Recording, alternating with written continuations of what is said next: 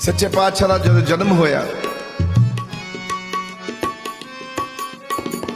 उस वक्त मैं जिदा थानू बेनती की कि धरती बहुत एक ऐसे दौर तो गुजर रही सी जिहड़ा दौर अच्छा नहीं सी। जब जब हुए धर्म की हानि, ये तुलसीदास जी ने लिखा है। अरिष्ट अपारा जो तक दुनिया दे विच अरिष्टपुना वधदा, गंदगी वधदी है, बुरा हाल हो जाता है संसार विच, कोई किसी नूं तारदा नहीं, कोई किसी नूं गलत सब दसी जाते ने। एक दौर ऐसा आ गया सी जदों इंसान डरे हुए सन, लोकां नूं रस्ता नहीं सी मिलता। और होर ते होर की होया कि साडे हिंदुस्तान दीयां सारियां किताबां साड़ दित्तियां गईयां सी। वो दौर की गल कर रहा मैं। तुसीं कहोगे वो किहड़ा दौर सी? वो गजनी का दौर सी। मुहम्मद गजनी 17 वार धरती लुटदा सी, अपनी हिंदुस्तान उन्हें लुटिया। सारियां किताबां लै जांदा सी लुट के साडे हिंदुस्तान दियां। उन्हें उजाड़ दिता सी जिहड़ा साडा तक्षशिला यूनीवर्सिटी होया करती सी, सब नालों वड्डा यूनीवर्सिटी सी साडे हिंदुस्तान दी, ज्ञान दी, बुद्धि दी, जिहदे विच इतना कुछ सिखाया जाता है। बंदे नूं महा विद्वान बनाता जाता सी। सारियां नूं मारता उन्हें, विद्वान पुरुष खत्म करते, किताबां लै गया लुट के, ते अपने हरम दे अंदर ओदी जिहड़ी किताबां जिहड़ियां सन वो की करदा सी, बालदा सी, अग बालदा सी। ठंड का इलाका सी ना, अफगान का सी, तो ठंड होनी, उन्हें उहदे नाल अपने हरम दे विच किताबां सारियां साडियां होली स्क्रिप्चर्स साडे सारे उत्थे लैके सारे बाल दिते, लू दिते, खत्म कर दिता सी हिंदुस्तान नूं पूरी तरह दे नाल। स्पिरिचुअल रूहानियत के तौर ते नाल बिल्कुल खत्म हो गया सी साडा मुल्क। उस वक्त फिर गुरु नानक, कबीर साहब, रविदास जी, ये सारियां शक्तियां एकदम धरती ते आईयां, कट्ठियां उतरियां, एक साथ उतरियां। नामदेव जी सब आए कट्ठे होके बचाने वास्ते हिंदुस्तान। तुलसीदास जी, ये सारी शक्तियां एकदम उतरी एक ही काल में, एक ही समय में, समकालीन एक ही है इनका सबका। कोई 30 साल अगे, कोई 30 साल पीछे, कोई 50 साल अगे, कोई 50 साल पीछे। जब आए ये सारे रब दे बंदे, रब दे अवतार धरती ते पैदा हुए, रब ने क्या जाओ, ये मुगलों ने ते साडे देश का हालत बहुत खराब करती है। अब जाके दोबारा से वेदों को, शास्त्रों को जो कि सड़ गए हैं, उपनिषदों को, स्मृतियों को दोबारा से लिखने की बारी आई है। और वो उपनिषद, वेद किदे मुख तो निकले? गुरु नानक दे मुख तो बाणी निकली, कबीर साहब दे मुख तो बाणी निकली। अज वो बाणी तार रही है सन।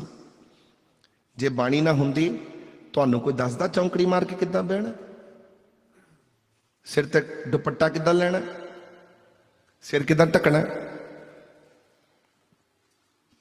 गुरु की इज्जत मान किद्दां करनी है, गुरु की गल किद्दां करनी है? बाणी ने दसिया। बाणी गुरु, गुरु है बाणी, एडी ताकत है। उस वक्त का दौर एडा खराब सी। फिर गुरु नानक की आमद हुई, तो फिर सतगुरु नानक प्रगटिया, मिट्टी धुंध, फिर जी धुंध पई सी संसार चो फिर मिटन लग पई। जो महापुरख धरती ते पैदा हो गया, अवतारी पुरख, फिर आके उन्होंने फिर डंका बजाया, जदों फिर घर घर च जाके फिर लहरां बहरां कीतियां, फिर 82,000 मील का सफ़र तय किया। उधरों कबीर साहब ने जोर लगाया, उतों गुरु नानक ने जोर लगाया, उतों नामदेव जी ने जोर लगाया, उतों परमानंद ने जोर लगाया, रामानंद ने जोर लगाया, उतों कट्ठे हो गए भगत प्यारे, कट्ठे हो गए। मैं कहना पुछो ना, सारे महापुरुष कट्ठे होकर जोर लगाया, हिंदुस्तान को बचा के परे मारिया। अज हिंदुस्तान फिर ताकत विच। जिहड़ा गुरु ग्रंथ साहब जी महाराज जी ने, उसमें एक एक चीज निचोड़ जो है, क्योंकि बहुत भगत है, 15 तो भगत ने बैठे, परमानंद जी, रामानंद जी, भगत त्रिलोचन जी, सदना जी, जयदेव जी, रामानंद जी, परमानंद जी, कबीर साहब, रविदास जी, नामदेव, 6 गुरु, धन्ना भगत जी, ਭਗਤ ਇਹ ਸਾਰੇ ਇਕੱਠੇ ਹੋਏ ਨੇ। ਇਹਨਾਂ ਸਾਰਿਆਂ ਨੇ ਪੀਪਾ ਜੀ ਸਾਰਿਆਂ ਨੇ ਡੰਕਾ ਵਜਾਇਆ। ਸਭ ਨੂੰ ਸਾਨੂੰ ਲੋਕਾਂ ਨੂੰ ਅਕਲ ਮਤ ਦਿੱਤੀ, ਬੁੱਧੀ ਦਿੱਤੀ ਕਿ ਆਪਾਂ ਕੀ ਕਰਨਾ ਹੈ ਹੁਣ ਸੰਸਾਰ ਦੇ ਵਿੱਚ। ਉਸ ਦੌਰ ਦੇ ਉੱਤੇ ਆ ਕੇ ਫਿਰ ਗੁਰੂ ਨਾਨਕ ਨੇ ਧਿਆਨ ਦਿੱਤਾ ਕਿ ਮੇਰੇ ਇੱਕ ਵਾਰੀ ਆਮਦ ਦੇ ਨਾਲ ਨਹੀਂ ਗੱਲ ਬਣਨੀ, ਮੈਨੂੰ ਬਾਰ-ਬਾਰ ਆਉਣਾ ਪੈਣਾ। ਮੈਨੂੰ 10 रूप धारण किए अपने, 10 रूप। इसका मतलब कितना इंपॉर्टेंट काम होएगा गुरु नानक नू कि उन्होंने जान वास्ते, क्योंकि रब दे घर वापस जाना है पर अपनी जिम्मेदारी छड्ड के नहीं जा सकते, क्योंकि उम्र जिहड़ी है वडेरी हो गई है।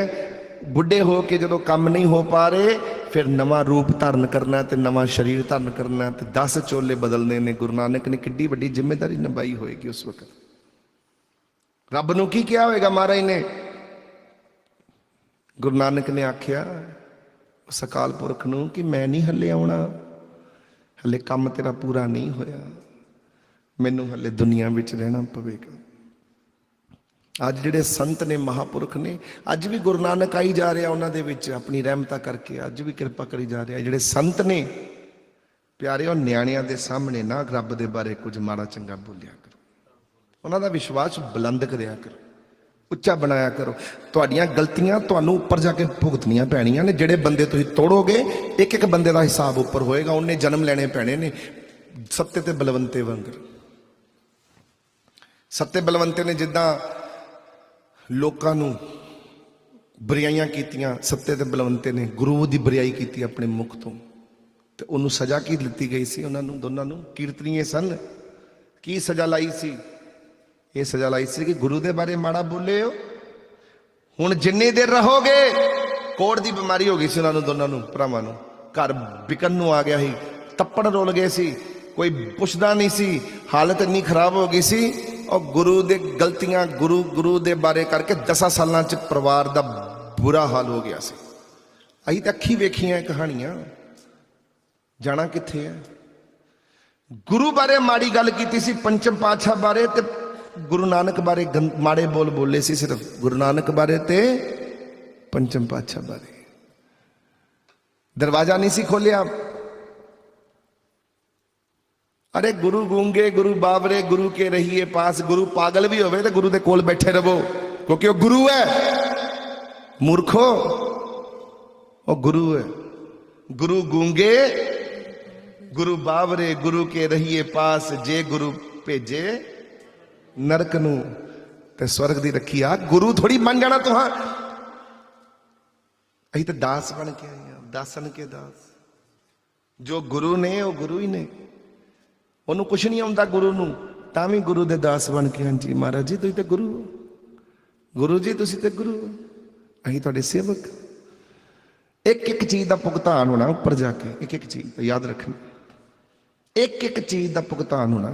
ਫਿਰ ਨਾ ਆਖਿਓ ਕਿ ਇਹ ਕੀ ਹੋਇਆ ਕੀ ਨਹੀਂ ਹੋਇਆ, ਕੱਲੀ ਕੱਲੀ ਚੀਜ਼ ਦਾ ਭੁਗਤਾਨ। ਕਿਉਂਕਿ ਧਰਮ ਰਾਏ ਜਬ ਲੇਖਾ मांगे क्या मुख लेकर जाएगा। किसी संत के बारे में भी बुरा नहीं कहना, संत की निंदा नानका।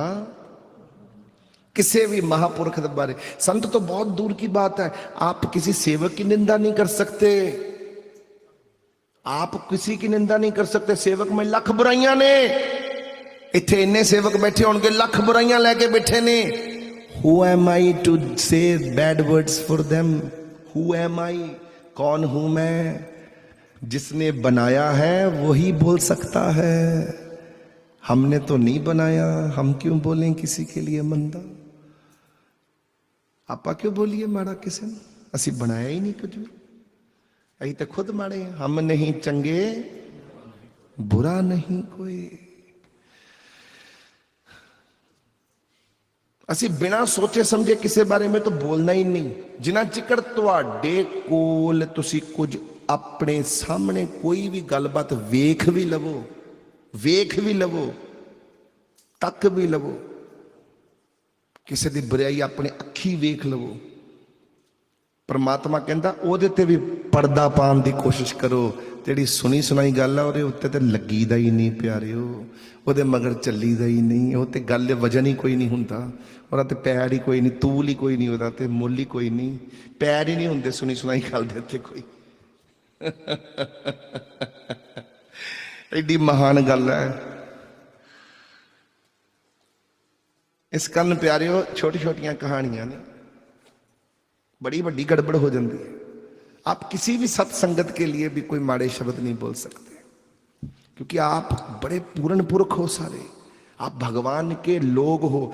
आप आए हो संसार च ते गलतियां भी ते नाल लैके आए हो कि गलतियां लैके नहीं आए? जे तुसीं गलतियां लैके नहीं आए फिर तो तुसीं भगवान उपर ही बैठना सी ना, धरती ते की लोड़ सी आउण दी? जे तुहाडे कोल गलतियां नहीं हैगियां, why you come on this earth?